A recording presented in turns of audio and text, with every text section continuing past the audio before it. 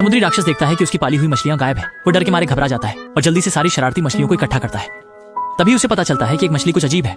असल में उसने कई छोटी मछलियों को निगल लिया है। बारी ये सुनिश्चित करने के बाद कि कोई मानव नहीं आया है, उसने छोटी मछलियों को अंदर जाने और घास खाने दिया। वास्तव में वे समुद्र के नीचे रहने वाले समुद्री राक्षसों का एक समूह है। लूका का दैनिक काम मछलियों को बाहर छोड़ना है। जब वो अत्यधिक उबासी महसूस कर रहा था, तभी उसने अचानक एक मानव का ग्रामोफोन देखा। जब वह ग्रामोफोन के प्रति जिज्ञासा महसूस कर रहा था, तभी उसके पीछे एक काली परछाई दिखाई दी। लूका डर के मारे जोर से चिल्लाया और हड़बड़ी में एक गुफा में छुप गया। काली छाया पीछे आ गई। जब उसने हेलमेट उतारा तो वह भी एक समुद्री राक्षस निकला, जो इंसानों द्वारा छोड़ी गई चीजें इकट्ठा करने के लिए समुद्र के नीचे आया था। उसने ग्रामोफोन को पकड़ा और समुद्र की सतह पर तैर गया, फिर इंसान की शक्ल ले ली। लूका इस दृश्य को देखकर दंग रह गया। बस अबे ने एक टहनी से खींचा और लूका को पानी से बाहर निकाल लिया।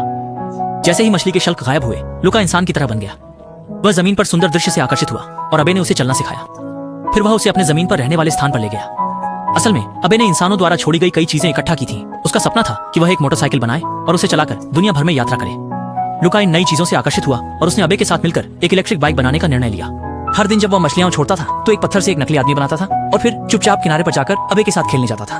वे एक साथ विभिन्न प्रकार की मोटरसाइकिलें बनाते हैं, फिर पागलों की तरह समुद्र में दौड़ते हैं और साथ में स्वतंत्रता के सुहाने पल का आनंद लेते हैं। लेकिन जल्द ही लूका का चुपके से भूमि पर जाना उसकी मां ने देख लिया। उसने तय किया कि लूका उसके चाचा के साथ गहरे समुद्र में रहेगा। चाचा का सूर्य की रोशनी की कमी के कारण पारदर्शी हो रहा शरीर देखकर लूका बहुत डर गया। उसने मां से कितना भी विनती की, पर उसने हरगिज उसे रुकने की अनुमति नहीं दी।